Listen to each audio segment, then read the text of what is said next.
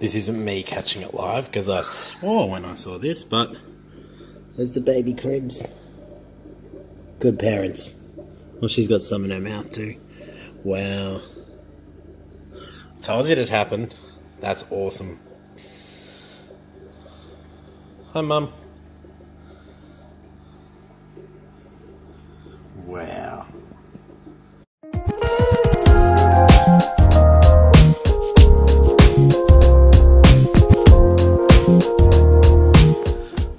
You should say this. I just fed Mum and Dad, and the babies just sit there, and then when she comes back they all just jump around. There's one picking away at the sand. Try and see if I can focus a bit better. Oh, she's grabbed him and said, "Get back in here."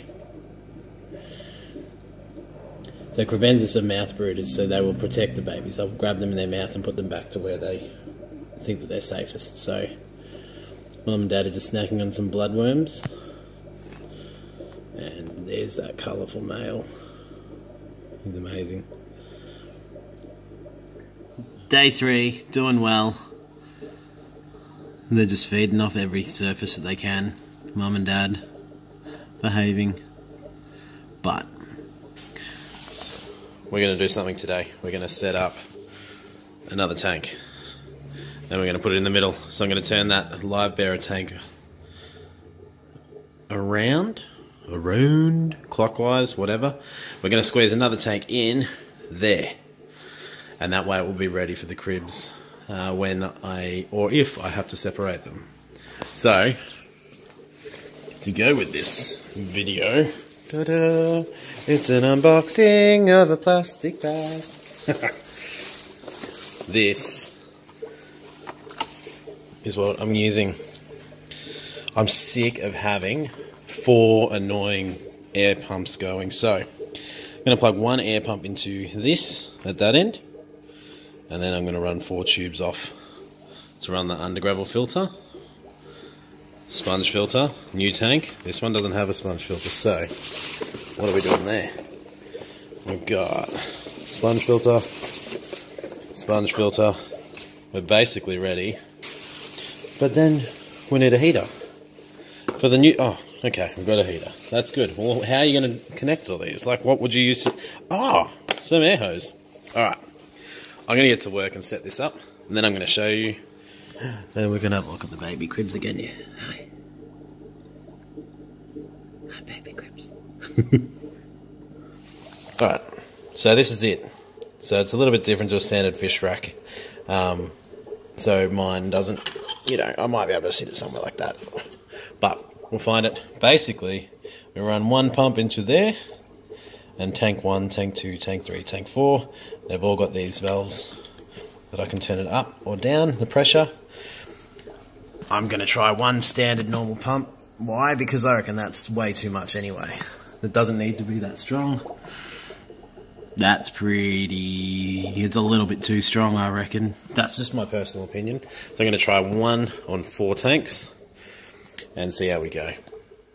And then there were 4. New tank setup for fry. If I need to, I'm all ready for the fry to come out of that tank and into this tank. This is where the endler fry are and the endler parents. But I need a new light.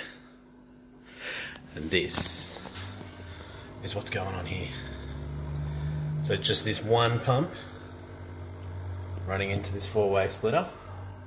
Just doing the under gravel filter, that sponge filter, that sponge filter, and that sponge filter. And see, still plenty of airflow. So, I'm pretty happy right now. We've made room for an extra tank. I built this table. I'm still nervous about this table. I think I'm going to put another leg underneath there. It bows slightly. Alright, so what I've done is I'm using an ornament and some Java moss to help start up the cycle, because it is a brand new filter. I could I don't want to move anything in there straight away. Ideally what you'd want to do, maybe grab this filter and just swap the two over. You got all the beneficial bacteria on there. Cycle this really quickly. Straight away you can put fish in there once the temperature's up. But we're not doing anything with it yet, so I'm not stressing. I might swap it over when I need to. These guys are being good parents. Because these guys are doing such a good job here, we're just using this tank as a fail-safe. But I hope you enjoyed the setup. Using one simple pump into a 4-way splitter can easily do 4 nano tanks with sponge filters. So there's a 10 gallon, 5 gallon, 5 gallon, 15 gallon, or 10 or 15, 12, whatever gallon. But 4 nano tanks running off one air pump. Working great. It's great.